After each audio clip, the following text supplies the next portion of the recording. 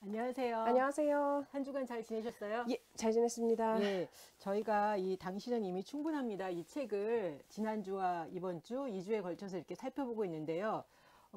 한 번 읽고 그다음에 뭐 틈틈이 다시 한번 이렇게 보면서 저는 이렇게 영혼의 양식을 얻는다라는 네네. 느낌이 있어서 참 좋은 것 같아요. 네네. 따뜻함이 되게 많죠. 예, 네네. 따뜻함도 많고 이렇게 한 음, 번 읽고 지나가기에는 좀 아쉬운. 아쉬운? 그죠. 예, 네, 딱 맞아요. 아쉬워서 그래서 네. 저도 보고 또 보고 다시 이렇게 좀 적어 놓기도 하고 이렇게 음, 했는데요. 오늘 저희가 10장서부터 17장까지 하반부 같이 한번 살펴보겠습니다. 네. 그 10장에 보면 제목이 행복한 사람은 주어진 것을 최고의 것으로 만듭니다. 음흠. 라고 돼 있는데요. 네. 주어진 것을 최고의 것으로 만든다. 음, 저는 최고의 것은 그냥 만들어진다. 예를 들면 뭐 이렇게 네네. 생각을 하다가 네. 행복한 사람이 그냥 자기에게 주어진 것이 무엇이든 그것을 최고로 만든다. 음, 아, 맞구나. 네. 라는 생각이 들면서 어떻게 보면 좀 의식의 변화가 아닌가라는 생각이 들었습니다. 네. 그래서 여기에 이런 글들이 있는데요. 불만의 이면에는 삶을 향한 어린애 같은 바람이 숨어 있습니다. 사람들은 항상 누군가에게 보살핌을 받기 원하고 모든 것이 쉽게 해결되길 바랍니다. 모든 소원이 이루어지길 바라는 기대도 가지고 있습니다. 하지만 이러한 어린애 같은 마음을 바꾸지 않는다면 몸이 아무리 자라도 부모에게 칭얼거리며 떼쓰는 어리광쟁이에 머물 뿐입니다. 음, 스스로 아무것도 하지 못하는 어린아이의 단계에서 벗어나 성숙한 어른으로 성장할 수 없다라고 이야기를 하고 있어요. 네. 그래서 불만을 계속하고 있을 때 거기에서 사실은 벗어나기가 쉽지 안타. 않다. 그래서 연속해서 이런 이야기도 하고 있는데요. 만족하는 사람은 자신에게 주어진 것에 긍정적으로 반응합니다. 말하자면 자신에게 주어진 것을 최고의 것으로 만듭니다. 우리는 무엇에도 만족하지 못하는 사람에게 자꾸 묻습니다. 도대체 무엇을 원하느냐고. 그런데 이것은 완전히 잘못된 질문입니다. 그들의 불만의 이면에는 삶을 향한 어린애 같은 바람이 숨어 있으니까요. 음, 예. 그래서, 그러게요. 아, 그렇구나. 어린애 같은 바람이 숨어 있고, 그냥 그렇게 누가 좀 해줬으면 좋겠고, 그리고 이거 가지고 만족이 안 된다는 게 사실 저는 이제 어린아이랑은 별로 연결시키지를 못했었는데, 네. 여기를 보면서, 아, 이렇게 연결해서 볼 수 있구나라는 생각을 좀 해봤어요. 네네. 선생님은 어떠세요? 만족이라는 부분은 이제 어린아이와 같은 이제 요구가 있다라는 음, 말도 맞고, 음, 또 음, 동시에 이제 자신에 대해서 만족하지 못하는 경우가 음, 대부분 음, 많거든요. 그러니까 뭐 음, 이제 아이들 부모 자녀 상담을 하다 보면 음, 어머니들이 아이들한테 정말 못마땅해요 하는 부분들을 보면 음. 전부 다 본인한테 있는 것. 못마땅해요 하는데 본인한테 있는 거? 네네네. 그러니까, 우리 아이는 지나치게 느려요. 우리 음, 아이는 지나치게 눈치가 없어요. 음, 음, 그런데 음, 음, 대부분 음, 보면 그 엄마가 지나치게 느리고 그 엄마가 지나치게 눈치가 없어요. 제가 아는 분이 한 번 그런 얘기를 한 적이 있어요. 자기 아들을 보면 네. 어떤 이렇게 정말 이렇게 빨리 결정 안 하고 계속 이렇게 늦추고 이러는데 그게 너무 네네. 비기 싫은데 사실은 제가 그래요. 네, 그 깨닫는 분들은 되게 대단한 분들이고요. 깨닫지 못하는 분들도 되게 많으세요. 제가 문제예요라고 하는 음, 부모님들이 되게 많거든요. 그런데 음, 내가 이제 불만인 이유는 그건 거죠. 음, 내가 내 자신을 봤을 때 그 부분이 너무 만족스럽지 않은 거예요. 그러니까 없애버리고 싶은 부분인 거죠. 그런데 내 자녀한테서 나타나니까 그게 만족스럽지 싫다는 않은 거지. 거죠. 그런 거죠. 어차피 내 안에서 보이는 그 부분이 싫었는데 그게 똑같이 보이니까. 자녀한테 보이니까. 네네. 근데 네. 나는 진짜 안 그런데 네. 저희 엄마가 뭐 예를 들면 이제 그런 부분이 보여서 정말 싫다. 네네. 그거는 그래서 근데 그 논리가 여기선 저는 네. 생각해 보면 적용이 안 되는데 왜 막 계속 그런 그런 생각을 생각이 들기도 했어요. 하죠. 근데 네, 가만히 생각해 보면 내가 네, 인지 못하는 내 부분이 거의 대부분 있는 거예요. 융에 따르면 그림자 부분. 우리가 네, 나 스스로 싫어하는 부분 혹은 나 스스로 만족하지 못하는 부분은 음, 내가 인식을 하든 인식을 하지 음, 못하든의 차이가 있어서 그런 거지 음. 대부분 나의 그림자 부분에 대해서 싫어하는 건 거죠. 예, 그래서 나의 그림자 부분에 대해서 싫어한다는데 예를 들면 제가 네. 그게 정확하게 제 부분인지는 모르겠지만 제가 보기에는 저한테는 이제 그런 성향이 없고 그런 걸 아주 싫어한단 말이에요. 어떻게 네네. 보면 굉장히 한편으로는 보수적이고 고지식한 부분이 있는데 네. 예를 들면 이제 저희 뭐 엄마를 봤을 때 전혀 네네. 다른 모습이 보이는 거예요. 네네. 그래서 싫어하는 거. 어. 그것도 그런 건가요? 그러니까 제가 그건 어, 아니다 싶은 거. 엄마를 보고 이제 내가 그거를 싫어해서 나한테 있는 부분을 억눌렀을 수도 있겠죠. 아, 역설적으로? 그렇죠. 아, 왜냐면 내가 이제 자유롭지 못한데. 그렇죠. 끊임없이 이제 전쟁을 치르고 계셨잖아요. 어렸을 때부터 예, 선생님은 엄마랑 예, 그러다 보니까 예. 일찍 철이 드셨고 그러다 보니 딱 음. 우리 엄마 이런 모습이 나는 싫어. 그럼 난 저렇게 살지 말아야 되겠다. 그러다 보니까 내 속에 있는 그런 부분까지도 억누른 게 아닐까. 그 가능성이 되게 많죠. 그래서 저랑 저희 엄마를 보면 저는 되게 좀 약간 보수적이고 어떻게 보면 좀 약간 경직된 부분이 네네네. 있는데 저희 엄마는 상대적으로 굉장히 어린아이 같고 네네. 그냥 자유분방하세요. 네네네. 근데 그 모습을 볼 때마다 제 안에서 이렇게 막 어떤 데는 치밀어 오르는 거예요. 그렇죠. 어떻게 엄마가 나를 돌봐줘야 될 엄마가 네. 이런 느낌이신 아니, 그리고 거죠. 나이도 있으신데 뭐 막 이런 생각 끊임없이. 근데 만약에 네. 엄마가 그런 뭐 이제 자유분방도 하셨고 이제 어느 정도의 고지식함도 있었으면 선생님도 자유분방하게 사셨을 것 같은데요. 여행 좋아하시고 그런 거 되게 좋아하시잖아요. 영역별로 그런 거죠. 저도 굉장히 자유분방한 부분이 있는데 그렇죠. 저는 보면은 눈치를 많이 보는 것 같아요. 아, 그렇겠죠. 네, 눈치도 많이 보고 또 네. 보면 이제 약간 이제 그게 이제 본인의 길에 대해서 되게 정확하게 나가시는 편이시잖아요. 내가 생각하는 길. 눈치를 보긴 하지만 그냥 네. 계속 가긴 하죠. 그것도 사실 자유분방함인 거거든요. 그런가요? 당연하죠. 왜냐면 이제 자유분방하지 않으면 우리는 찍어내는 것처럼 살아가는 삶이 제일 편하죠. 뭐 또 딱히 보면 그 스타일은 아니고. 그러니까요.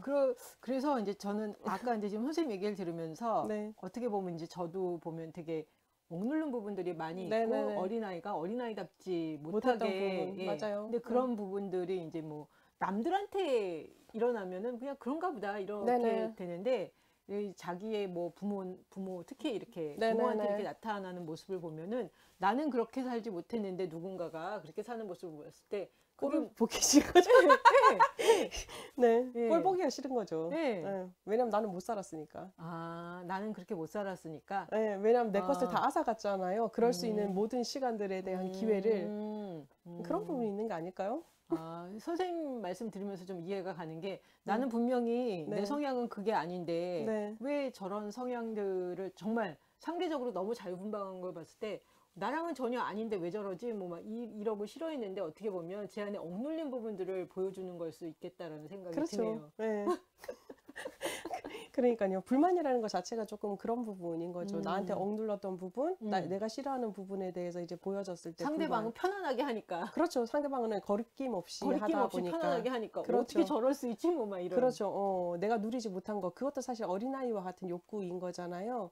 내가 자라면서 이때는 이거를 누렸어야 되고 이걸 누렸어야 되고 하는 게 있는 거고 내가 살면서 이걸 누리고 이걸 누려야 돼라고 하는 게 있는데 그죠? 그게 안 차니까 불만이 되는 그러면 거죠. 그렇게 네. 지금 말씀하시는 거 제가 들어보면서 내 안에 그렇게 자유분방하고 이렇게 그냥 편안하게 그냥 사는 거에 대한 이렇게 눌린 욕구가 있구나. 네네. 그럼 그걸 어떻게 해야 돼요? 한번 살아보셔야죠. 지금 근데 그렇게 살고 계신 거예요. 한 방향에서는. 진로 그렇죠. 예. 튀어나오셨잖아요. 이렇게 뭐 영역별로 네네. 굉장히 이렇게 자유로운 부분, 자유롭지 못한 부분들 뭐 이렇게 막 네네. 섞여 있긴 한 것 같아요. 허용해 줄 필요가 있는 거죠. 이제 감정적인 부분뿐만 아니라 이제 자기 수용의 차원을 지금 우리가 계속 얘기를 하고 있는데 그게 이제 감정적 수용뿐만 아니라 삶의 행태 속에서도 이제 수용이 필요한 거죠. 저번 주에 우리 얘기하셨던 게 선생님 여행 가고 싶다 네, 그러셨잖아요. 놀러 가고 싶어요. 가시면 되는 거죠. 빚을 내서라도 때로는 그렇게 살아볼 필요가 있는 거죠. 왜냐하면 죽을 정도의 빚은 아니시잖아요. 그렇죠. 그러니까 그러면 해보는 거죠. 이게 저는 이렇게 한 군데 이렇게 딱 머물러 있으면 답답하다. 막 어느 순간서부터 이렇게 막 답답하다 하는 네. 생각이 들면서 요즘에 보면 주말에 보면 이렇게 여행 관련 광고들이 많이 나오거든요. 네네. 눈이 확 트이는 거예요. 그러니까. 놀아야 되는데 네. 바다를 보고 싶다. 네. 이런 거. 그러니까요. 그건 이제 본능이신 거잖아요. 네. 그러니까. 네. 그러니까 해보면 되는 거예요. 그렇구나. 그래서 저는 선생님 얘기 들으면서 이 네. 책에서 네. 이렇게 자기의 어떤 자기가 싫어하는 부분들을 보면은 자기가 억눌러 놨던 그림자의 네네. 영역이다. 그래서 제가 그거는 동의를 하는데 완전 나는 그렇게 안 사는데 반대 방향으로 보이는 건 뭔가라고 했으면 이해가 안 갔었는데 선생님 말씀대로 어떻게 보면 내가 눌렀던 자유분방한 욕구들이 좀 더 분출돼야 되는 그렇죠. 그런 부분으로 예, 아주 이해가 잘 됐습니다. 네네, 다행입니다. 10장 보시면서 네네. 좀 나누고 싶으신 것들? 10장에서는 그거 이제 되게 놀라운 이야기가 그거인 거죠. 그러니까 행복한 사람은 주어진 것을 최고로 만든다라는 개념 자체는 이제 바라보는 시각의 차이다라는 거거든요. 그러니까 뭐 내가 가지고 있는 것이 최고일 수는 없죠, 사실. 뭐 최고일 수도 있겠지만 그럼에도 불구하고 내게는 최고입니다라는 것은 사실 만족하는 마음인 거거든요. 만족을 하면 사실 행복해지는 거잖아요. 그러다 보면 사실은 내가 가지고 있는 모든 것이 최고가 되지 않는가라는 생각을 하게 되는 만족하다 거죠. 보면 내가 가지고 있는 게 최고. 나한테는 최고지. 그렇죠. 그죠? 나한테는 그러면 되는 그러면 거잖아요. 되는 거죠. 근데 우리는 이제 다른 사람한테도 내가 가진 것이 최고이기를 원하잖아요. 그러다 보니까 만족을 하지 못하는 경우가 되게 많잖아요. 뭐 예를 들자면 뭐 저 친구는 굿잡 백을 가지고 나왔고 저 친구는 페라 뭐 땡땡 뭐 백을 가지고 나왔고 그런데 나는 이제 시장에서 산 거를 가지고 나왔어. 그런데 난 아무렇지도 않아 그런 건. 그러니까 혹자 많은 사람들이 그렇게 얘기를 하니까 그런데 사실은 내가 들기 가장 편한 가방이 가장 좋은 것이잖아요. 그러니까 그런 생각이 필요한 거죠. 그러네요. 네네. 네. 그리고 제가 얼핏 드는 생각이 네. 다른 사람이랑 나를 비교하면 끊임없이 비교가 되잖아요. 당연하죠. 근데 어차피 이 경주하는 속도도 다르고 서 있는 그라운드 자체도 다르죠. 다르다. 맞아요. 사람도 그걸 다르고요. 네, 상황도 다르고 그걸 이렇게 인정을 하게 되면 그냥 내 속도대로 이렇게 가는 거다. 그럼요. 라는 생각이 들더라고요. 그럼요. 네. 좋습니다. 11장에 보면 불만 바이러스로부터 나를 지키는 법이라고 이야기가 되고 있어요. 네. 불만 바이러스로부터 나를 지키는 법. 그러니까 저는 이렇게 불만이 되게 많았던 것 같아요. 근데 한편으로는 되게 자족을 하는데 이렇게 만족스럽지 못한 것들을 근데 뭐 남한테 만족스럽지 않다기보다 저한테 그렇게 만족스럽지 않은 거를 굉장히 많이 저는 생각을 했었는데요. 여기에 이런 이야기들이 나와요. 불만으로 가득한 사람들은 본연의 자기 자신과 하나 되지 못하고 내면과 외면이 분리되어 있습니다. 그러다 보니 자기 의견에 자신이 없고 자기의 생각이나 취향 등을 남들에게 확인받고 싶어 합니다. 그들과 대화를 하다 보면 종종 우리 마음속에 분노와 공격성 혹은 절망과 불신의 감정이 생겨납니다. 라고 이야기를 하고 있어요. 불만으로 가득한 사람은 자기 자신과 하나 되지 못한다. 예. 편안하지 않은 거겠죠. 어떻게 보면 자기 자신에 대해서 만족하지 못하니까요. 못하니까. 네, 맞아요. 네. 근데 제가 어제 이분 책 어디선가 그런 이야기를 봤어요. 근데 자기 자신에 대해서 만족하지 못하는 것에 이제 유익도 있다. 왜냐하면 네네. 현재 자기 자신에 머물지 않고 끊임없이 하나님을 알아가려고 앞으로 계속 나간다는 네네, 거죠. 맞아요. 네. 네. 그래서 뭐든지 보면 플러스만 있고 마이너스는 없고 이런 거는 아니구나. 다 플러스 마이너스가 함께 이렇게 존재하는구나라는 네네. 생각을 하게 되더라고요. 맞아요. 근데 그게 이제 불만족하는 것 자체에 대해서도 너무 내가 못마땅해 이 정도가 아니라 내가 완전하지 못한 인간이구나라는 인정에 대한 불만족이라고 저는 생각을 하는 거거든요. 그게 이제 저한테 원동력이 되는 거죠. 하나님 앞으로 나아갈 수 있게 만드는 그 부분은 그쵸. 예. 그렇게 생각하면 좋을 것 같고요. 이 부분에 있어서 보면 그 불만 바이러스도 마찬가지인 불만 거예요. 바이러스.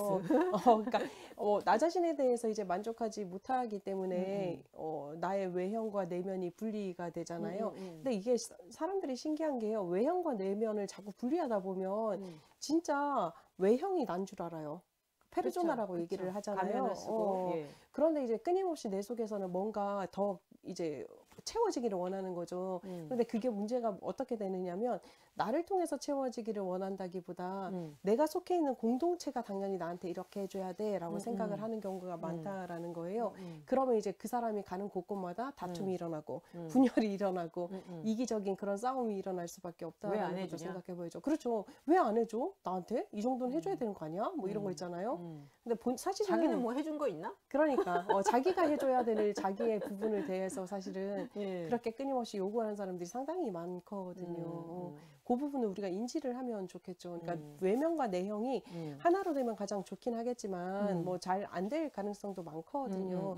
그래도 내가 외형과 내면이 떨어져 있구나라는 것만 인지가 된다면 그래도 이 불만 바이러스의 폭주를 막을 수 있지 않을까라는 생각을 하게 되죠. 저는 뭐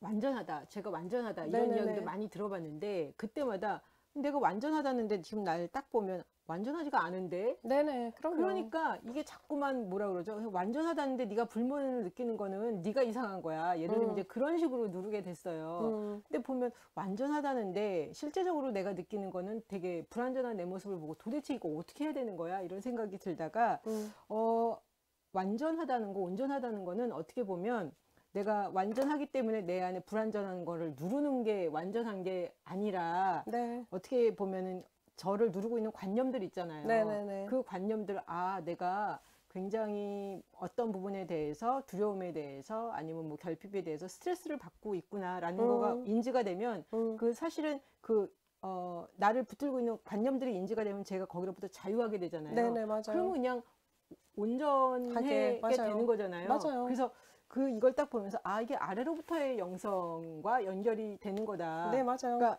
위로부터의 영성 얘기할 때는 완전하다. 너는 완전한 하나님의 자녀다. 아, 좋다 이거야.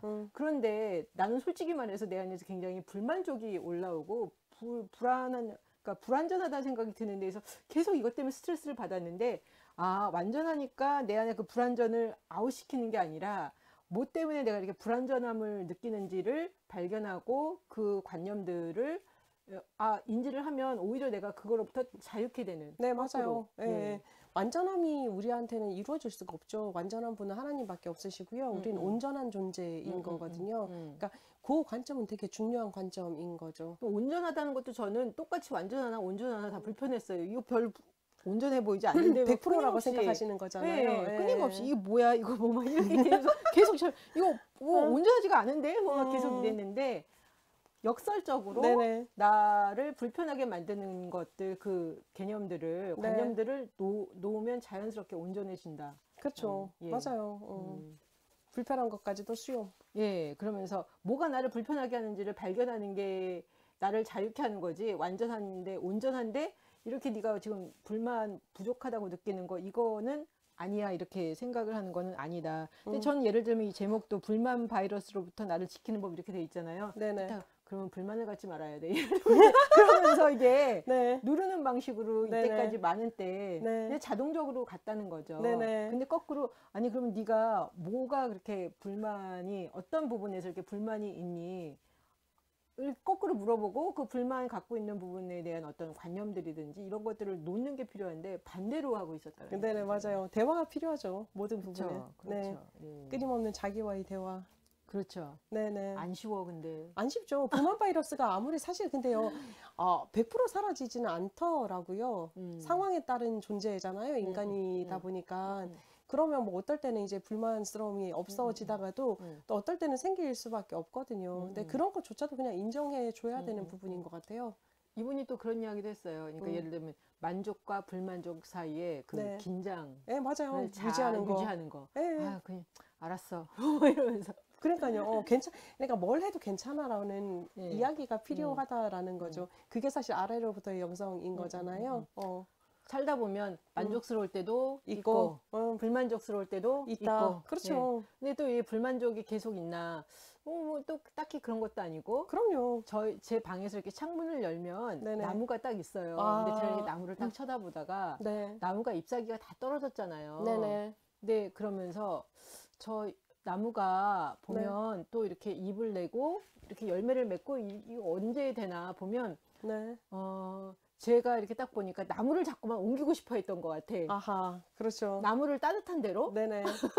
그러면 이제 잎이 날 테니까요. 그죠? 그러니까. 네. 근데 뭐 방법은 뭐 그런 방법도 있겠지만 네네. 보니까 그걸 보면서 내가 나무라면 나를 자꾸만 옮긴다고 이게 지금 되는 네. 건가. 근데 지금은 겨울이잖아요. 네. 겨울이니까 뭐 나무가 앙상하잖아요. 네네. 근데 따뜻해지면 네. 다시 이제 잎사귀가 나고 이렇게 열매가 맺고 이렇게 되는 거잖아요. 네네. 그래서 나무를 움직이는 게 아니라 너는 그 자리에 가만히 있고 그냥 이게 봄, 여름, 가을, 겨울이 계속 왔다 갔다 한다는 것 자체를 그냥 그쵸. 보는 거. 순리를 바라봐 주는 게 되게 중요하죠. 나무도 몸살 하는 거 아세요? 언제요? 나무도 자꾸 옮겨 다니잖아요. 아, 걔도 그래요? 몸살해요. 저도 몰랐는데 저희 이제 네. 그 원예 치료하는 집사님이 저희 상담소 꽃 갖다 예. 주시거든요, 항상. 예, 근데 예. 그분이 나무를 옮겨 심어 주세요. 한 번씩 이제 화분이 작아지면 근데 옮겨 심어 주시면서 하시는 말씀이 목사님 얘는 한 며칠 동안은 신경 써서 내버려 두셔야 돼요. 물 많이 주시면 안 돼요. 막 이렇게 해요. 그래서 제가 왜요? 그랬더니 얘들도 몸살을 한다는 거예요. 그래서 새로운 적응하느라고. 그렇죠. 새로운 토양하고 적응을 하지 못하면 나무들도 죽는다는 거예요. 그치. 경이롭지 않아요?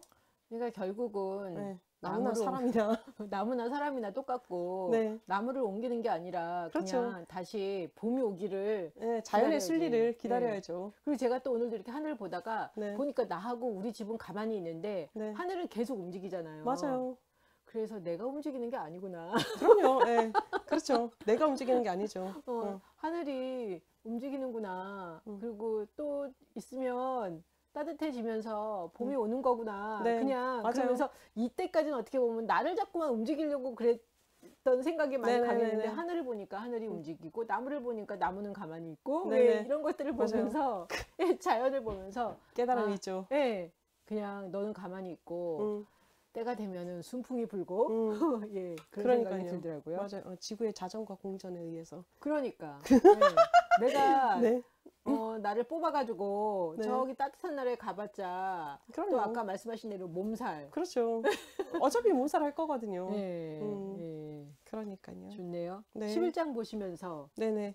불만 바이러스 이 부분 자체에 대해서 네. 우리들이 끊임없이 그 노력은 필요한 것 같아요. 자기와의 대화도 필요하지만 내가 너무 불만에 그득 차 있다. 그럴 때는 만족하는 사람들과의 대화도 필요하다라는 만족하는 거죠. 사람들과의 대화. 네, 만족하는 사람들은 사실은 나 자신을 수용한다라는 개념인 거잖아요. 그 사람들은 마음에 여백이 있다라는 이야기고 그러면 다른 사람들의 이야기가 들어갈 수 있는 여유가 있는 사람이잖아요. 그럼 그런 사람들과의 이제 대화나 관계를 통해서도 내가 어느 정도 만족함으로 돌아갈 수 있다. 왜냐하면 어린아이와 같은 요구가 내 속에 있기 때문에 불만족하는 거니까요. 그 사람들의 이제 다독다독 우쭈쭈 이거를 통해서 나를 채울 수 있다라는 것도 기억하셨으면 좋겠네요. 네, 좋습니다. 12장에 네. 각자의 십자가를 지고서 네. 이 십자가라는 이야기만 봐도 참 마음이 무거울 때가 많은데 십자가를 지고 가라고. 네네. 네, 이런 이야기가 있는데요. 삶에 대한 만족은 무엇을 경험했는지가 아니라 그 경험을 어떻게 바라보고 해석하는지에 달려 있다. 네네. 그리고 지나간 시간들, 거쳐온 삶을 어떻게 바라볼지, 네. 이를테면 비참하게 바라볼지 아니면 감사한 마음으로 바라볼지 누구도 아닌 우리 자신이 결정합니다. 우리는 과거를 바꿀 수 없습니다. 하지만 지나간 삶과 현재 처한 상황을 어떻게 바라볼지는 결정할 수 있습니다. 만족스러운 눈으로 과거와 현재의 삶을 바라보는 사람은 항상 불평하고 한탄하면서 운명을 원망하는 사람들과 전혀 다른 세상을 경험합니다. 네. 예. 굉장히 따뜻하게 느껴졌고요. 여기서는 네네. 자신이 무엇을 경험하는지가 중요한 게 아니라 그 경험을 어떻게 바라보고 해석하는지가 중요하다. 네네. 예. 맞아요. 예. 좋은 관점. 예, 그렇죠. 똑같이 뭐 예를 들면 이제 여행을 했는데 음. 그거를 이제 그 여행에 대한 관점도 다 다르잖아요. 내가 맞아요. 뭘 보는 것도 다르고. 근데 그거에 대해서 내가 어떻게 바라보고 어떻게 해석하는지에 따라서 나한테 힘을 줄 수도 있고 나한테 맞아요. 별 유익이 없을 수도 있다라는 네. 생각이 들었습니다. 맞아요. 예. 여기 이제 십자가를 지고라고 얘기를 하고 있잖아요. 여기서 그렇게 얘기를 하거든요. 내면의 평화를 선택하는 것이라고 이야기를 해요. 근데 그 이야기를 곰곰이 생각을 해봤더니 내게 무조건 만족스러울 수는 없잖아요. 내 상황 그쵸. 자체가. 그런데 거기에 대해서는 그냥 내가 내 책임이다라고 생각을 하는 거죠. 내가 가지고 가야 될 거다라고 생각을 하고 거기에 대한 시각 자체를 짐처럼 느끼는 것이 아니라 그냥 이것은 나와 동행해 가는 친구다라고 느끼는 것. 그게 바로 십자가를 지라라는 이야기가 아닐까 싶더라고요. 십자가가 친구처럼 여겨지세요? 저는 좀 친구처럼 여겨지는 편이기는 해요. 그래요? 네네. 뭐 우울증 뭐 이런 것들도 다 조금 그런 편. 감기 저는 이제 겨울 되면 감기가 예. 12장 내가 책임지라고 이런 얘기잖아요. 내 책임을 인정하는 만큼 내가 그만큼 수용을 해야 되니까 그렇죠. 그거에 대한 부담인 것 같아요. 맞아요. 예. 재밌죠. 네. 13장입니다. 이 세상에서 당신이 맡은 배역은 무엇입니까? 여기에 보면 제가 네. 조금 읽어볼게요. 169페이지부터 171페이지까지 네. 아주 내용이 좋았는데요. 예, 제가 한번 보겠습니다. 169.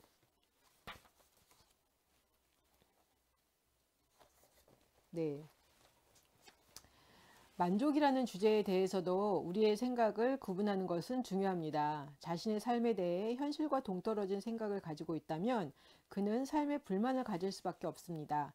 그렇기 때문에 에픽테토스는 우리에게 이렇게 요구합니다. 세상 모든 일이 그대가 바라는 대로 이루어지기를 기대하지 말고 이루어진 그대로에 만족하라. 그러면 그대는 평온한 삶을 살게 될 것이다. 물론 이런 에픽테토스의 글들이 가끔은 지나치게 이성적으로 들리기도 합니다. 마치 감정을 무시한 것처럼 들리지요. 에픽테토스는 이성의 힘을 믿었습니다. 그의 사상들이 매우 이성적일지라도 그 안에는 일종의 도전이 내재되어 있습니다. 우리가 아닌 하나님께서 결정한 연극 무대에서 우리 모두가 하나의 배역을 맡아야 한다는 것입니다. 그런데 우리는 자신의 배역을 직접 고를 수가 없습니다. 단지 우리의 임무는 우리에게 지정된 배역을 훌륭하게 수행해 나가는 것입니다. 그것이 통치자의 배역이든 장애를 가진 사람의 배역이든 말입니다. 앞에서 말했지만 에픽테토스도 몸이 불편한 역할을 맡은 사람이었습니다. 그가 우리를 다치게 하는 게 아닙니다. 그에 대하여 우리가 가지고 있는 생각이 우리를 다치게 합니다. 이것은 예수님의 말씀과 비슷한 결론으로 이어집니다. 그대를 헐뜯고 그대를 때리는 사람이 그대를 괴롭히는 것이 아니라 그들이 그대를 괴롭혔다는 생각이 그대를 괴롭히는 것입니다. 이는 예수님이 원수에게 어떤 마음가짐을 가져야 하는지에 대해 말씀하신 산상수훈의 내용과 유사합니다. 적대심은 언제나 내가 적에 대해서 가지고 있는 생각에서 생겨납니다. 적은 자기 자신을 온전히 받아들이지 못하며 자신에게 없는 것을 우리에게 얻으려고 합니다. 이러한 생각을 가만히 들여다보면 내가 적이라고 생각했던 상대방은 나의 적이 아니라 그저 마음이 분열된 사람이고 치유가 필요한 사람입니다. 예수님께서는 누가 내 오른쪽 뺨을 치거든 왼쪽 뺨마저 돌려대어라 이렇게 말씀하셨습니다. 우리 자신의 생각과 판단에 대해 좀 더 깊이 생각해 본다면 이 말씀을 이해할 수 있습니다. 예수님의 시대에는 손등으로 뺨을 때렸습니다. 손등으로 뺨을 때리는 것은 폭력 행위라기보다는 모욕을 주려는 행위였습니다. 다시 말해 상대를 업신여기는 행위입니다. 내가 스스로를 업신여기지 않고 품위를 지킨다면 상대방이 나에 대해서 갖고 있는 생각이 무엇이든 그것 때문에 불안에 떨거나 초조함에 빠지지 않습니다. 상대방이 나의 다른 쪽 뺨마저 때린다 해도 괜찮습니다.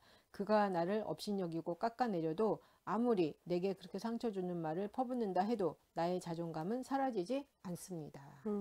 예, 이걸 보면서 뭐라 그러나 굉장히 조금 더 이렇게 마음이 여유로워진다고 하나요? 네. 그리고 이제 내가 어떻게 생각하느냐, 뭐 맞았다 손 치더라도 내가 맞은 건 맞지만 그에 대해서 내가 상처를 줄 수도 있고 상처를 받을 수도 있는데 그거는 네. 나의 책임이다. 근데 계속 동일한 이야기가 나오는 것 같아요. 네네, 맞아요. 예. 예.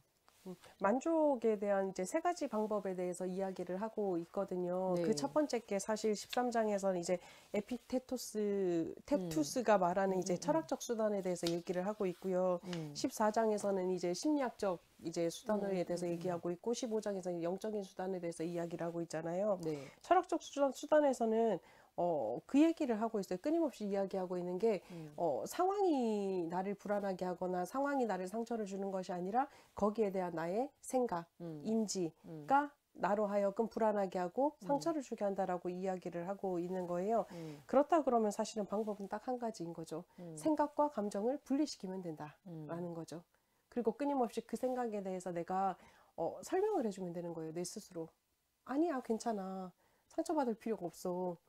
네가 강하게 설 수 있어. 이런 이야기요. 그게 필요하다라고 바라보는 게 이제 에픽테토스의 이 말인 것 같아요. 그죠? 네. 네. 그래서 내 인생은 내 책임인 것 같아요. 그렇죠, 맞아요. 그죠? 네네. 예, 예. 근데 많을 때 보면은 내 인생에 대해서 내가 별로 이렇게 책임지고 싶어하지 않은 것. 특히 보면은 감정적인 부분에 있어서는 네네. 더 내가 책임지고 싶어하지 않는 것 같아요. 왜냐하면 이제 상대방과의 관계에 있어서 그게 이제 엮여 있고 네네. 상대방이 나한테 상처를 줬기 때문에 내가 상처를 받았다 이렇게 생각하는 게 편한 것 같아. 맞아요. 왜냐면 남의 책임, 남의 뜻하면 좋으니까요. 예, 그래서 그 어떤 감정적인 상처를 받았을 때 그거에 대한 나의 책임을 인정하고 나를 품어주는 거, 이거는 진짜 계속적인 훈련과 좀 노력이 필요하다는 생각이 들어요. 맞아요. 여기 되게 이제 아름다운 얘기가 있더라고요. 그러니까 나 자신의 품위를 지킨다라는 거요. 그렇게 하기 위해서는 생각과 감정을 분리시킬 필요가 있고 또한 생각도 분리시킬 필요가 있다라는 것. 그죠. 예, 그것만 기억하면 조금 더 낫겠죠. 그리고 내가 내 인생을 책임지려고 한다 그러면 굳이 다른 사람의 탓하지 않고 다른 사람한테 책임을 뭐 이제 책임이나 아니면 짐을 넘길 필요 없이 내가 수용한다면 그것도 이제 짐이 아니라 동행자가 될 수 있겠죠. 네. 13장에서 좀 인상적이었던 부분들.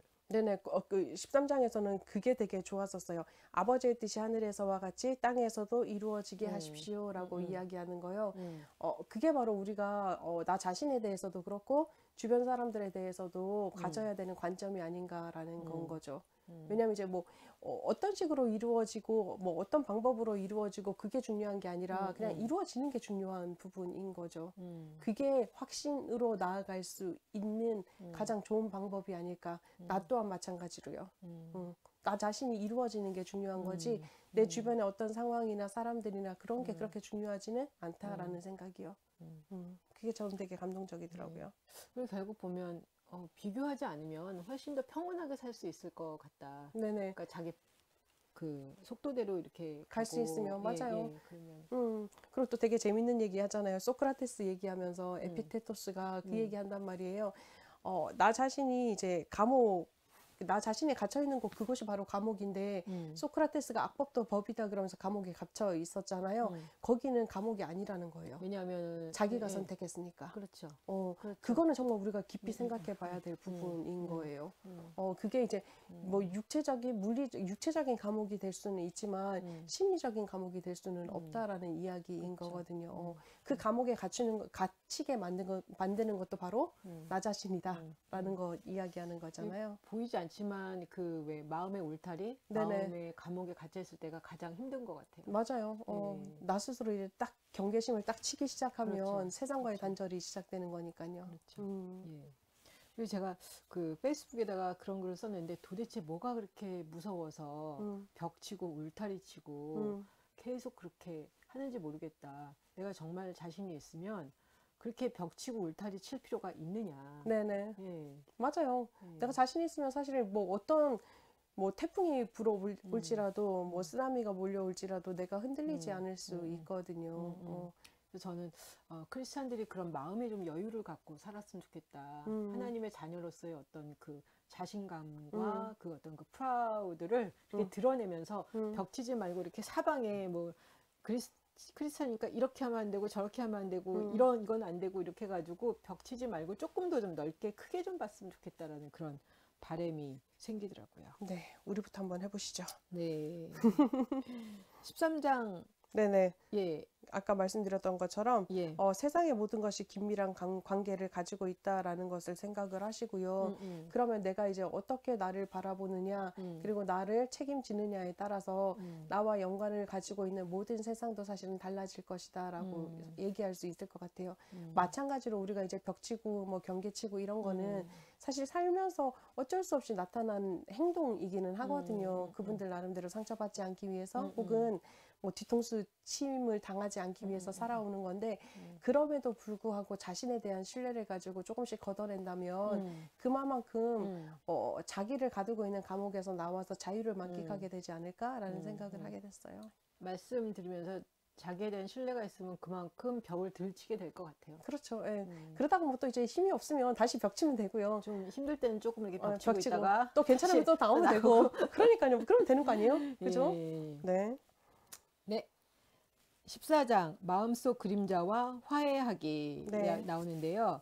여기서 보면 그 마음속에 서로 상반되는 양극, 사랑과 공격성, 이성과 감정, 신뢰감과 불안감, 믿음과 불신, 질서와 무질서 같은 양극이 대립하고 있고 스스로 만들어 놓은 이상형에 매달릴 경우 이제껏 의식하지 못했던 대극의 마음속 그림자가 들어가서 우리에게 파괴적인 영향을 미친다. 진정한 내면의 만족에 이르기 위해서는 마음속 그림자도 겸허하게 받아들이는 것이 중요하다. 그러면 마음의 평정을 얻는다.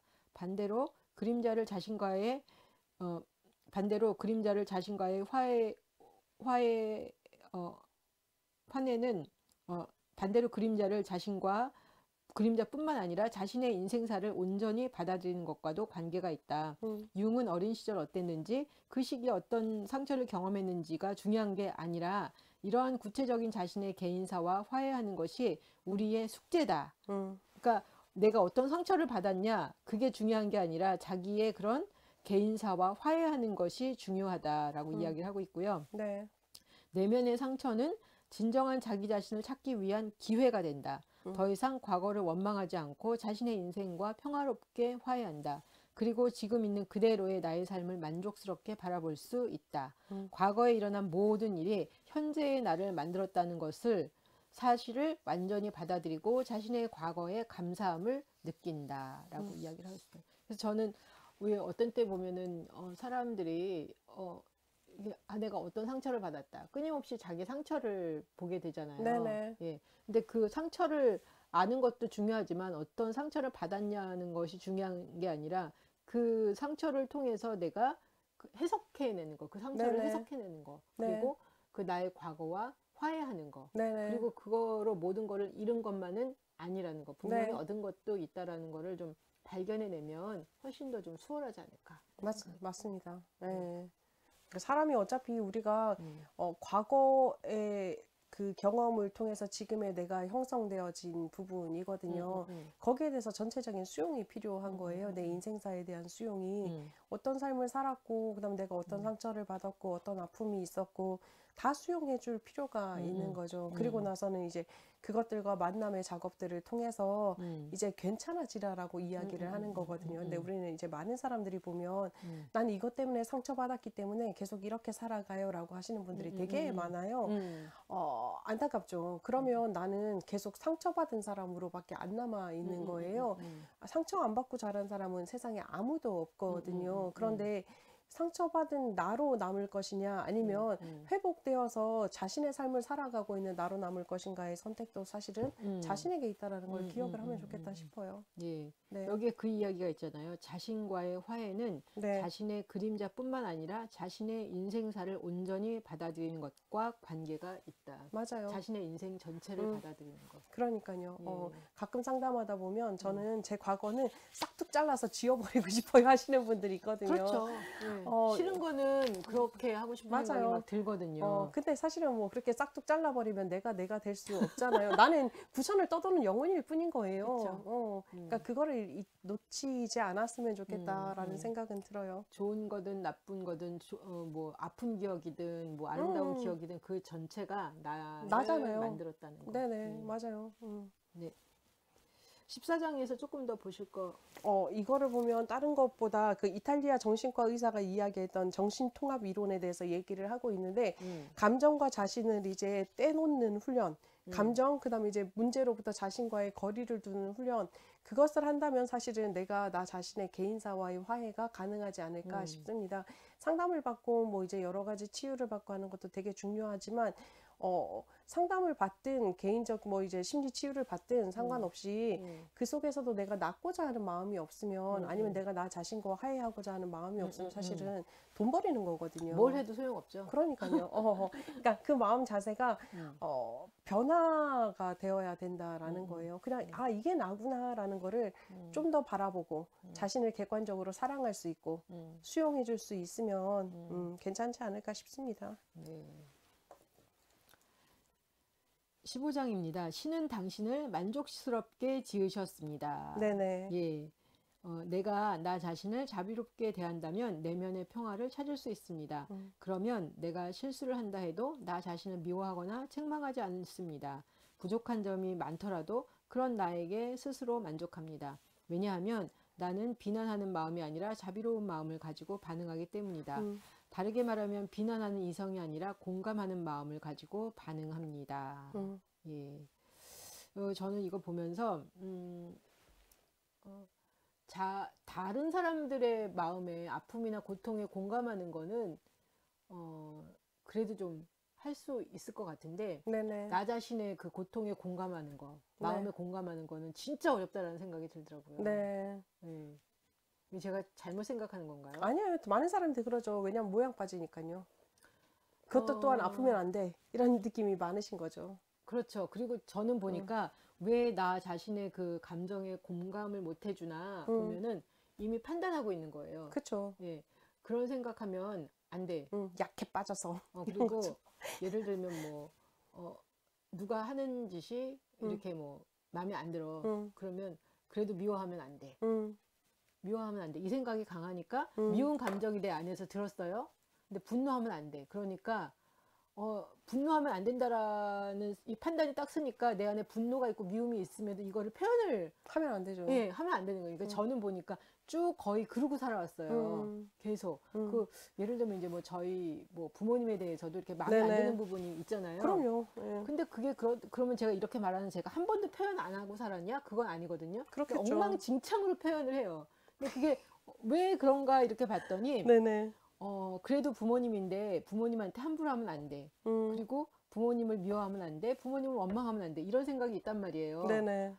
근데 이제 나는 분노하고 원망하고 속상해. 근데 그 마음을 나는 한 번도 이렇게 인정해주지를 못한 거예요. 왜냐면 그거는 무조건 윤리적으로 도덕적으로 나쁘다.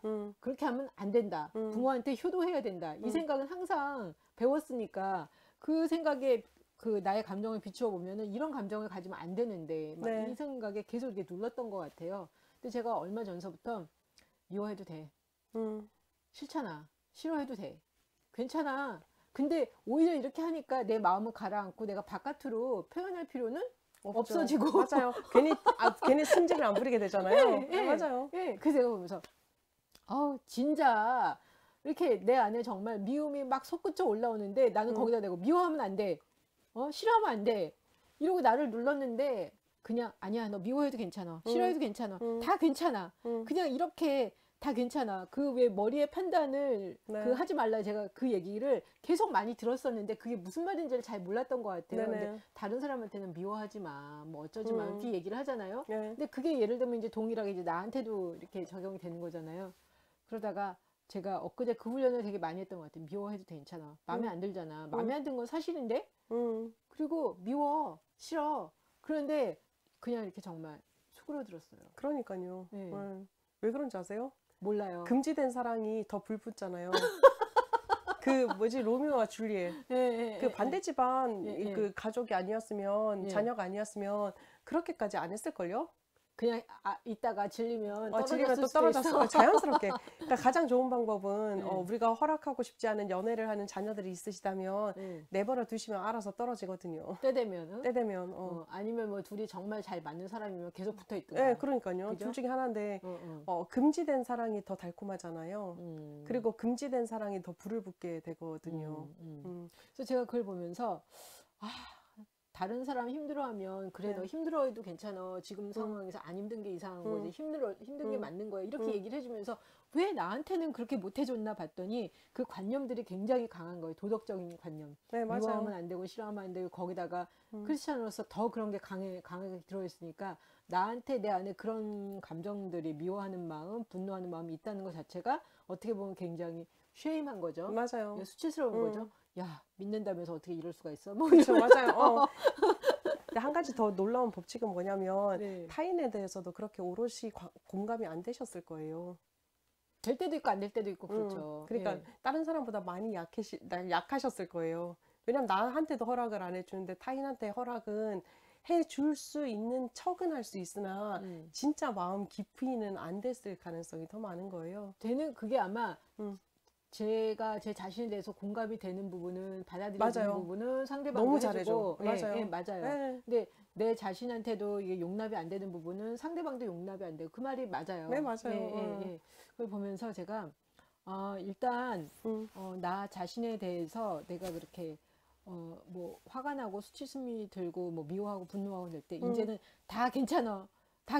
너 느껴도 돼. 뭐 분노가 침이 올라오지. 그 상황에서 당연한 거 아니야? 이러면서 그 나서부터 나의 감정을 다 인정해주는 그런 훈련을 꾸준히 해야 되겠다는 생각을 했어요. 네, 맞아요. 되게 감정 알아주는 게 되게 나도 건강해지고 타인도 건강해질 수 있는 좋은 방법 중에 하나이거든요. 근데 저는 그게 굉장히 죄책감이 많이 느껴졌던 것 같아요. 내 안에 그런 감정들이 느껴진다는 게. 맞아요. 특히 제가 보면 크리스찬이 된 이후로 그게 더 심해지지 않았나라는 생각도 들어요. 착하게 살아야 돼. 막 그러니까, 착하지도 않으면서. 성경에는 착하게 살라 그러니까요. 예, 예. 오리 가면 백리 가자 그러고, 걷어달라 그러면 속옷도 내어주라 그러고. 그러니까 그게 저는 너무나 이렇게 막 벅찬 거 있잖아요. 네. 근데 벅차도 마음 안에 그런 게 있잖아요. 그래도 좋은 거니까 해보고 따라해야 싶어. 돼. 맞아요. 따라해야 돼. 해보려고 그래. 근데 이게 안 되네? 예. 근데 차이가 있는 거예요. 어떤 사람은 이제 진짜, 그러니까 요게 이제 우리가 모든 걸 다 받아들일 때 숫자적으로 받아들이는 부분이 있는 거예요. 오리를 가? 그럼 백리를 가야지. 그럼 모든 사람은 오리를 가자 그러면 무조건 백리를 가야 된다 생각하는 거예요. 그런데 아까 선생님이 얘기하셨던 것처럼 사람들마다 삶의 패턴이 있고 삶의 속도가 있는 거예요.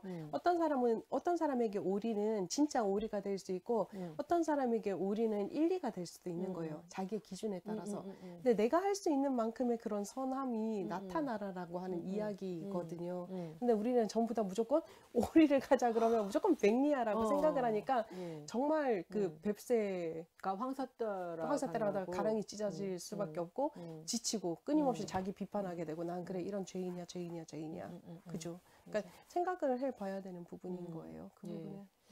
그래서 어떤 훌륭한 목표를 따라가는 게 이상적으로 필요하기는 하겠지만 그렇죠. 그게 현실적으로 나와 지금 나의 현실에서 가한지 그리고 네. 그걸 못 따라가는 나도 긍휼히 여겨주는 게 정말 필요하고 내 감정을 존중해 주는 게 필요하다. 네, 맞아요.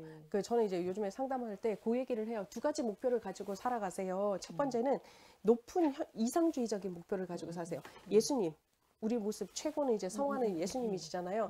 예수님의 모습, 이게 이제 우리의 최종 목표라고 칩시다. 그러나 지금의 내 모습을 보고 나 자신을 봤을 때 가장 현실적으로 추구할 수 있는 선행의 모습이 무엇인지, 그리고 내 삶의 목표를 어떻게 정해야 될 것인지 한 단계씩 요거 이루고 나면 그 다음 단계 이렇게 2가지를 한꺼번에 잡아놓으시면 훨씬 더 효과적이긴 하신 거죠.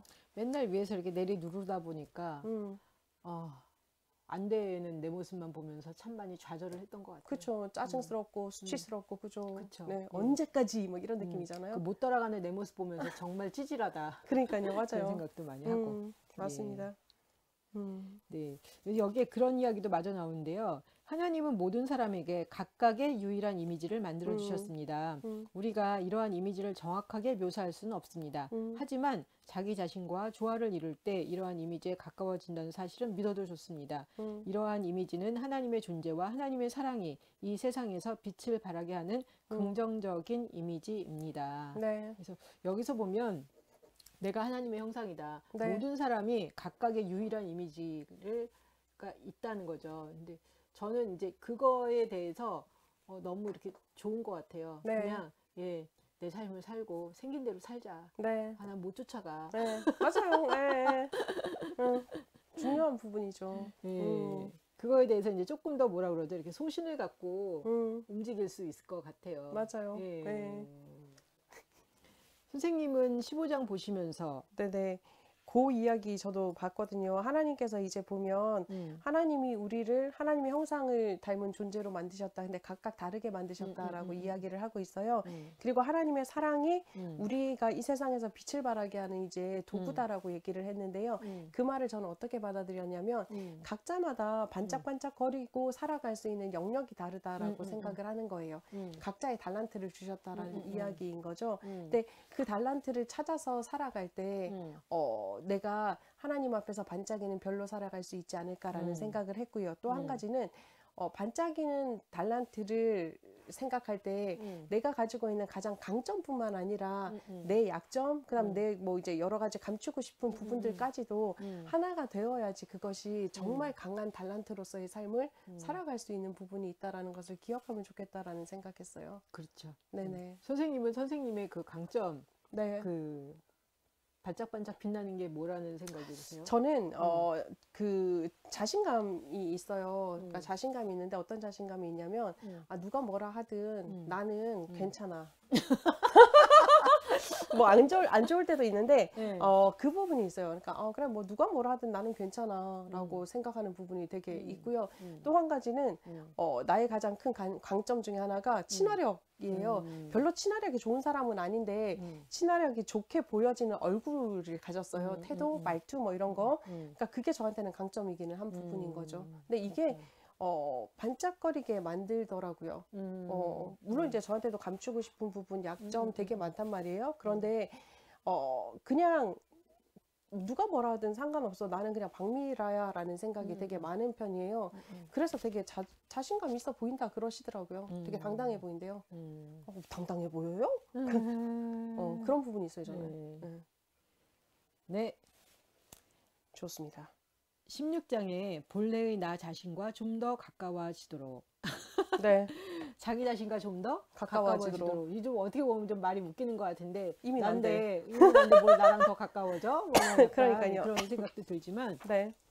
여기서 그 데살로니가전서 4장 3절을 이야기하고 있는데요. 네. 하나님의 뜻은 바로 여러분이 거룩한 사람이 되는 것입니다. 네. 근데 이 거룩함에 대한 이야기를 하는데요. 네. 좀 우리가 갖고 있는 좀 약간 개념을 깨고 있는데 네. 거룩함은 우리가 완벽하다는 뜻이 아니다. 네. 우리가 거룩하고 온전해지며 온전히 우리 자신이 된다는 것이다. 네네. 예.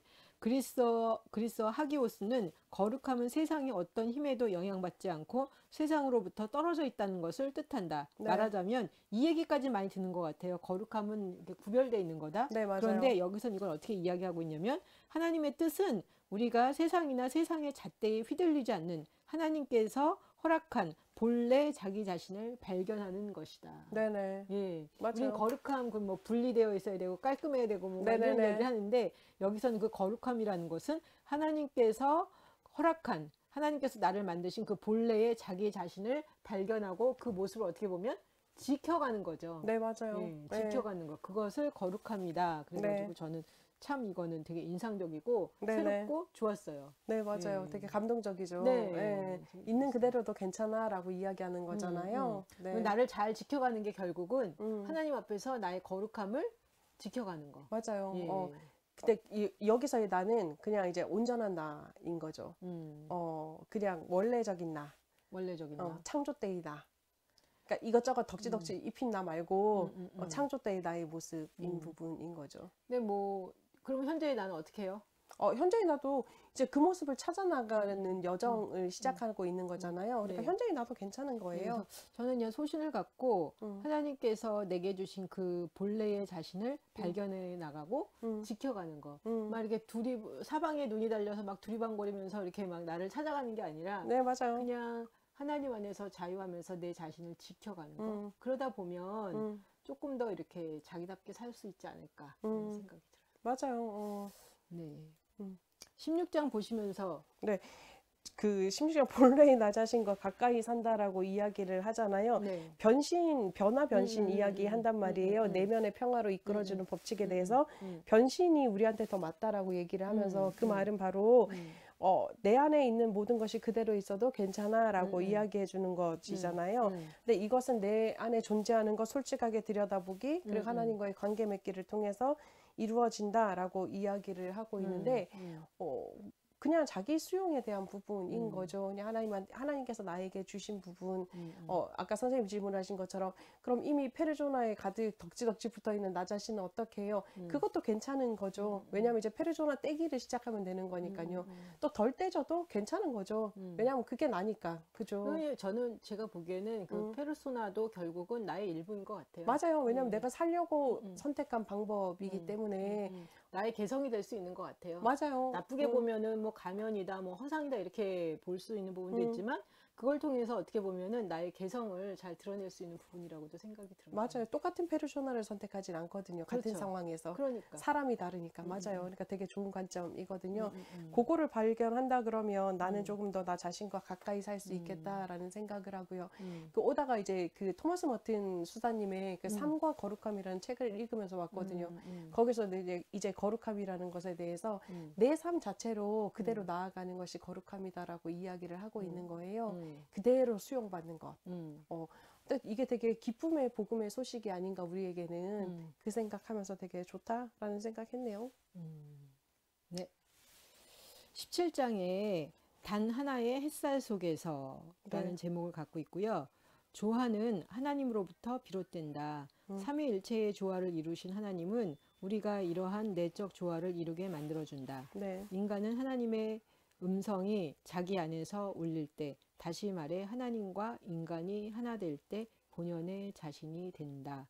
예, 그래서 저는 가끔 보면은 이렇게 우리 안에서 어떤 이렇게 울림이 있잖아요. 네네. 예, 요즘에 저한테 가장 큰 울림을 준 거는 나는 나다. 예. 그러면서 맨날 하나님은 하나님이신데 나는 나다. 저게 도대체 나한테 뭐냐? 막 이런 생각이 있는데 어느 순간 그 울림이 제게 정말 울리면서 나는 나구나. 나는 나구나. 네. 하나님은 하나님이시고 나는 나일 뿐이구나. 내가 네네. 하나님의 일부이지만 나는 나의 그렇죠. 개성을 살고 나의 개성을 갖고 사는 나구나. 네. 그러면서 정말 이렇게 제 안에 편안함이 네. 이렇게 막 임했어요. 네네. 그래서 울림인 거죠. 이건 정말 하나님의 울림인 거예요. 그리고 네네. 너를 지키며 두려움 없이 살아라. 네네. 이런 메시지가 제 안에서 계속 울려서 네네. 우리는 뭐 하나님의 음성을 듣기 막 이렇게 그거에 대해서 뭐 막 어느 때로는 이렇게 집착이 되잖아요. 네네, 맞아요. 그런데 어느 순간 그 하나님의 음성이 이렇게 제 안에서 울릴 때가 울린다, 뭐 감동을 준다, 네네네. 깨달아진다, 뭐 아마 이런 네네네. 의미겠죠. 네네. 그런 거를 통해서 그걸 통해서 하나님과 내가 하나 되고 본연의 자신의 모습으로 살아갈 수도 있게 된다. 이게 저는 되게 좋았던 것 같아요. 울림이란 단어가 되게 좋더라고요. 네네, 맞아요. 울림이란 단어. 예. 아름답죠. 예. 선생님은 어떠세요? 저는 이 그 17장에서 단 하나의 햇살 속에서라는 그 자체가 너무 이쁜 거예요. 단 하나의 햇살? 내가 좋아하는 모든 단어가 다 들어가 있네. 이런 느낌이었거든요. 예. 다른 어떤 것들보다 사실은 그냥 자신을 받아들여 주라라고 하는 이야기인 거잖아요. 내가 죄를 짓는 것도 뭐 자기이고, 뭐 이제 하나님과의 평화를 누리게 하는 것도 자기이고, 용서를 하는 것도 자기인 것이고, 또한 이제 자유를 누리는 것도 자기의 몫이다라고 이야기를 하고 있는 부분이 참, 그 조금 무거운 느낌도 있으면서도, 그러니까. 네. 그러면서 한편으로는 그래도 또 해볼만 하다라는 생각이 또 들게 해서 저는 참 좋더라고요. 그러면서 요즘에 이제 그 선생님 말씀하신 것처럼 울림, 저한테는 이제 말을 걸어오는 노래가 그 꿈을 꾸다 계속 그 노래가 계속 저한테 말을 걸어온단 말이에요. 그렇지. 내가 지금 내가 원하는 만큼 뛰지 못해도 괜찮아. 왜냐면 나는 여전히 살아가고 있고 또 내가 꿈꾸고 있는 그 꿈을 향해서 계속 가고 있기 때문에 괜찮아라고 이야기해주고 있어서 전 참 따뜻하게 느껴지고 있거든요.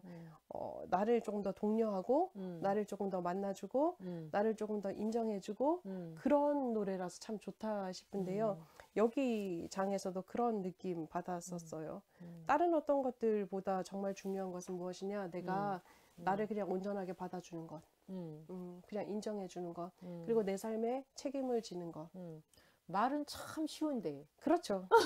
말은 쉽죠. 근데 또 그 생각은 해요. 참 무겁다라는 생각이 들기도 하면서, 저는 그 마음은 들었었어요. 이제 그 선생님한테 울린 것처럼 나는 나다라는 말처럼 그분은 하나님이시니까 전적으로 너무 잘하시는 거고 나는 박미라니까 내가 할 수 있는 만큼만 거기에 대한 생각은 있어서 확 무겁다라는 느낌까지는 아니었었어요. 근데 저는 그 나는 나다라는 그 말씀이 네네. 그러니까 그냥 내가 누가 되지 않아도 된다. 네네, 맞아요. 그냥 누군가 다른 사람이 될 필요도 없고 그냥 나는 나다라는 어떤 그 자신감, 네네. 예, 그 자신감이 어떤 근원이 된다라는 생각이 들어서 참 좋았어요. 네네, 맞아요. 선생님이랑 나랑은 다르잖아요. 사람이 다르잖아요. 그렇죠. 네, 그렇기 때문에 괜찮아요. 우리가 할 수 있는 만큼만 내가 책임질 수 있을 정도까지만. 근데 그렇게 조금씩 변해가다 보면 나도 모르게 좀 더 내 삶에 대해서 더 많은 부분에서 내가 책임을 지고 살아갈 수 있지 않을까? 그렇죠. 그러면 거룩함에 더 가까이 가겠죠. 그리고 제 생각에 나는 나다라는 거를 나일 뿐이다. 그리고 나다라는 걸 인지하면 가면을 점점 벗겠죠. 그럼요. 가면을 쓸 필요가 없거든. 그러니까요. 나는 나거든. 내가 가면을 쓴다고 해서 다른 사람이 될 수도 없고. 맞아요. 예, 그래서 훨씬 더 이렇게 그 모든 가면들 이렇게 아니면 이렇게 부수적인 것들을 떨궈내면서 정말 이렇게 자기 자신의 본연의 모습, 하나님이 내게 주신 그 본연의 모습을 이렇게 드러내며 빛을 발휘하면서 살 수 있는 것 같다. 맞아요. 삶의 영역도 확장이 좀 더 되겠죠. 그렇죠. 우리가 우리 자신을 가두지 않는다면. 네. 네. 그 마치며 보시면서 마지막으로 좀 해주시면. 그러니까 요 글이 있었어요. 오늘만 최고로 행복하게, 오늘만 최고로 행복하게인데 만족이라는 마음가짐은 우리 영혼에 뿌리 내린 어린 나무와 같습니다. 이 나무는 바람에 이리저리 흔들리기도 하고 가끔 폭풍 위에 휘어지기도 합니다. 하지만 이내 다시 똑바로 일어납니다. 옛날 수도사들은 우리의 마음을 이런 나무에 비유했습니다. 그들은 유혹이 폭풍우와 같으며 이 폭풍우는 나무가 땅속에 더 깊이 뿌리 내릴 수 있도록 해준다고 말합니다. 이 말을 보면서 느껴지는 건 뭐냐면 고통이라는 것, 아픔이라는 것이 늘 나쁜 것만은 아니다라는 거예요. 그것을 통해서 우리가 좀 더 깊어질 수 있으면 그것도 나의 자양분이 될 수 있다라는 생각을 하면 좋을 것 같고 마찬가지로 여기서 이야기하는 것이 우리가 살아왔던 과거의 삶 자체가 나를 더 깊이 뿌리박게 해주는 도구로서 생각을 해준다면 내가 지금 이 현재 그 right now라고 하거든요. here and now를 살아낼 수 있지 않을까. 그러면 나는 더 행복하게 만족스럽게 자신의 삶을 살아갈 수 있겠다라는 생각하게 됐어요. 아까 말씀드린 것처럼 추워서 네. 잎사귀도 없고 그쵸. 아무것도 없으니까 뽑아가지고 네. 딴 데 가는 거 신지 말고 그럼 또 몸살 나니까 그러니까요. 그 자리에 그냥 버티면서 그렇죠. 바람 불면 얘들은 뭐 더 땅에 뿌리를 박겠죠. 안 넘어지려고. 예. 우리의 삶도 마찬가지인 예. 것 같아요. 예. 화해가 필요하죠. 가면 따라가지 말고 가면 따르지 말고. 네, 그냥 자기 자리에서 그렇죠. 자기를 지키면서 그렇죠. 자기 삶을 잘 살면 점점 뿌리가 깊은 나무가 되면서 그렇죠. 점점 더 아름다운 그렇죠. 자기 과실이. 모습이 되는, 예. 아름답죠.